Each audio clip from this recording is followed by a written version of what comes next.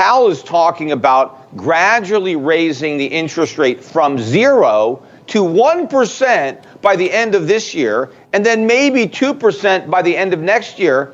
Inflation is already 7%, even if you accept the government's numbers, which are a lie. How do you fight 7% inflation with 2% interest rates? Remember, the Fed had interest rates at 2.5% in December of 2018 when they had no inflation to fight. The CPI was only up 1.9% in 2018, yet the Fed is not even going to raise interest rates now to a level they were back then. So the whole thing is a lie. The truth is, if the Fed actually raised interest rates high enough to fight inflation, it would crush the economy. We'd have a worse financial crisis than 2008. Stock market would crash, bond market, real estate market. Government would have to slash spending because interest rates would skyrocket.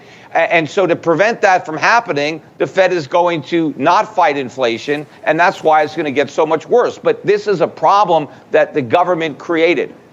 Yeah, until you look beneath the surface, it seems healthy. We have record trade deficits, record budget deficits. We're bleeding red ink. We're living in a gigantic bubble. And now we're starting to see that because prices are really starting to rise. And there's no way to stop them from going up. And this is when everything comes collapsing down. Because eventually, this stagflationary environment that we're in, which will be much worse than the 1970s, more inflation and a weaker economy is going to prick that bubble. So even if the Fed won't prick it, the markets are going to prick it for them. Well, the worst of what's coming could be hyperinflation. I mean, you used that word earlier. We're not there yet, but that's exactly where we're headed.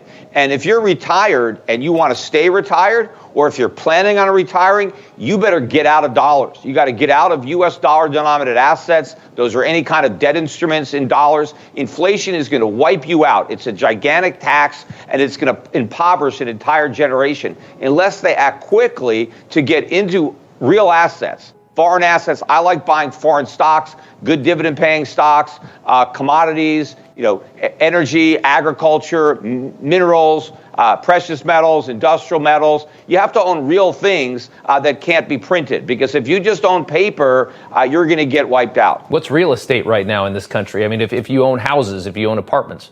I'd rather own that than debt. But, I think real estate in most parts of the country is going to have, a tough time because we're going to be in a massive recession. And so if you have rental property, your tenants may not be able to pay the rent. And the cost of utilities is going to skyrocket, maintenance, taxes, everything is going to get very expensive. So I'd rather own investment property outside the United States in countries that are in much better fiscal condition than the U.S. and aren't on the verge of a complete, sovereign debt and currency crisis.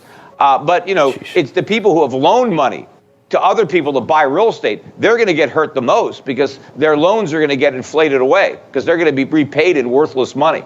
But we didn't learn anything. They're not going to fix the problem. They're going to make the problem worse. And first of all, they're lying about the extent of the problem, because 7.1%, which is supposedly going to be reported tomorrow as the increase in the consumer price index for 2021, that doesn't really measure consumer prices accurately. If we just used the same CPI that we used during the 70s and the 80s and applied the numbers today, we would get about 15% inflation for 2021. So this year, or last year, was worse than any year of the 1970s. And it was worse than 1980 when the CPI was up 13.5%. So this is the worst inflation we've ever seen. But unfortunately, it's going to get worse because we have just seen the tip of an inflationary iceberg.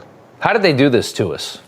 What did they do? Quantitative easing. How do you think? The Federal Reserve created the problem. They've been printing all this money, but they sent the printing presses into overdrive during the pandemic. But we had an even bigger problem. The government forced people to stop working during the pandemic. So people weren't on the job. They weren't producing goods. They weren't supplying services. They should have spent less money because they weren't earning money. The government made the mistake of sending everybody stimulus money so they can go out and spend money to buy products that didn't even exist because they weren't created. That's why we have a supply shortage, because everybody is spending money that the Fed printed, not money that they earned producing goods and providing services. So it's a double whammy. Prices are going ballistic. And this year is going to be worse than last. Talking about this, when the Fed was saying inflation was transitory, I was pointing out back then that they were lying. that it was just going to keep getting worse. So, the Fed, made a huge bet on transitory inflation, and now they're making an even bigger bet that it's going to go away by itself. It's not. And so people have to take action. Before we continue, help us clicking that YouTube like button and subscribe now to our channel. This shows the algorithm that you valued this information. And it helps us spread that message. Sharing is caring. And now, let's continue. Do you want to know one thing about crypto? I made over 3000% in profit in a few weeks. Fact is, the traditional financial system, the traditional money system makes you poor, not rich. If you want to earn $500,000, $1 million, you have to wait until you're 50, 60, 70 in the traditional financial system, and you probably will still be broke. And you will be old. This is not a sexy combination, as you can imagine. But the question is, how can you start in crypto and make these profits? Where to invest? Where to start? My name is Gunnar and I'm from Germany, as you can hear, and things are a little bit different in Germany. More about that later on. Fact is, there are lots of different cryptocurrencies. It's a gigantic universe where beginners and professionals get easily lost. But there is light at the end of the tunnel. There are 7 key steps you need to follow to become successful in this market. You have to know them, and if you fail one of them, it's literally impossible to succeed in this market. Just an example, one of the key points is your exchange, and one of the biggest are, for example, Binance and Coinbase.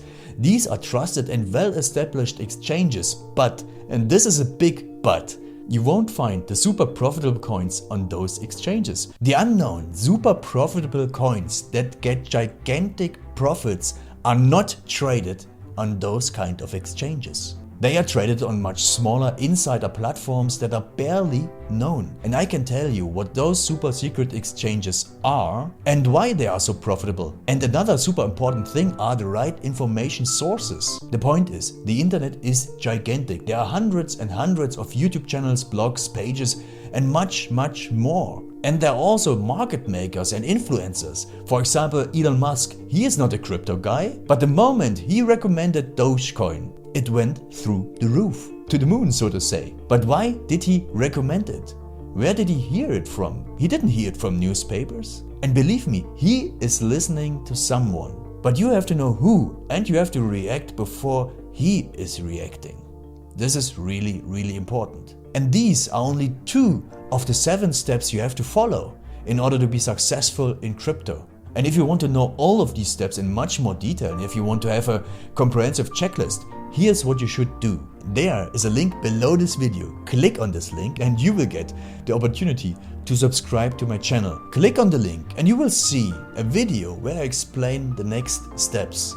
So see you soon. Click on the link now. I'll see you there.